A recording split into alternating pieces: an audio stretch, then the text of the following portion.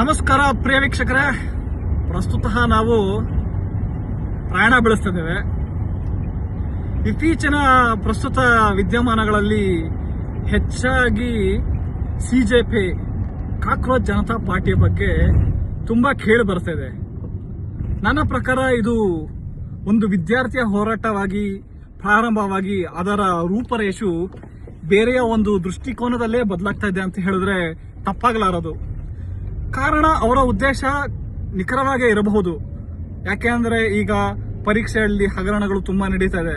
ಸರ್ಕಾರಿ ಕಚೇರಿಗಳಲ್ಲಿ ತುಂಬಾ ಪೇಪರ್ ಲೀಕ್ ಆಗುವಂಥದ್ದು ಇಂಥದ್ದು ಈ ತರ ಮಾಡೋದು ತುಂಬಾ ತಪ್ಪು. ಆಕ್ಚುಲಿ ಇದರಿಂದ ಯುವಜನತೆ ಮೇಲೆ ದುಷ್ಪರಿಣಾಮಗಳೇ ಹೆಚ್ಚು ಬೀಳುತ್ತೆ. ಮತ್ತೆ ನಿಜವಾಗ್ಲಿ ಕಷ್ಟಪಟ್ಟು ಓದೋರ್ಗೆಲ್ಲ ತುಂಬಾ ಇದಾಗುತ್ತೆ, ಒಂಥರ ಮನಸ್ಸಿಗೆ ಬೇಜಾರಾಗುತ್ತೆ. ಅವ್ರ ಉದ್ದೇಶ ಏನೋ ಒಂದು ಇಟ್ಕೊಂಡ್ ಬಂದಿರ್ತಾರೆ, ಸಮಾಜದಲ್ಲಿ ಒಳ್ಳೆ ಕಾರ್ಯಮುಖವಾಗಿ ಸೇವೆ ಮಾಡಬೇಕು ಅನ್ನೋದು. ಆದರೆ ಈ ತರಹ ಒಂದು ಲಂಚ ಎಂಬ ಒಂದು ಪ್ರಕ್ರಿಯೆ ಇದೆಯಲ್ವಾ, ಇದು ಒಂದು ಹೇಸಗೆಯ ಸಂಗತಿ ಅಂತ ಹೇಳಿದ್ರೆ ತಪ್ಪಾಗಲ್ಲ. ಈ ಕಾಕ್ರೋಚ್ ಜನತಾ ಪಾರ್ಟಿ ಅವರ ಉದ್ದೇಶ ನೀಟ್ ಅಂತಾನೆ ಇಲ್ಲ.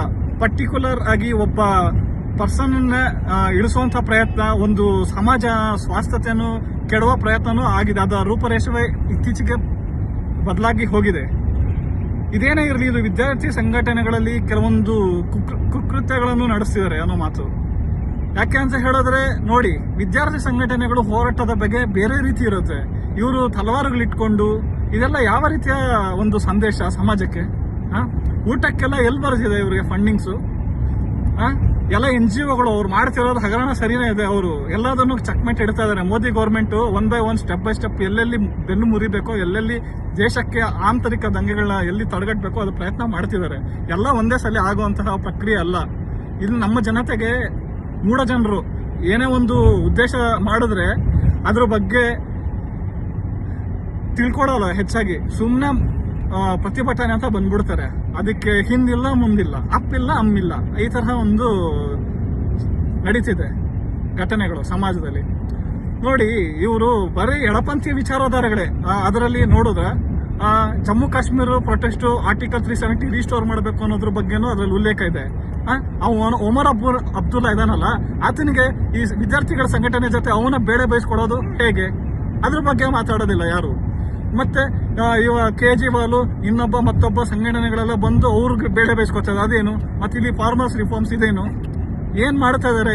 ಏನಾಗ್ತಿದೆ ಸಮಾಜದಲ್ಲಿ?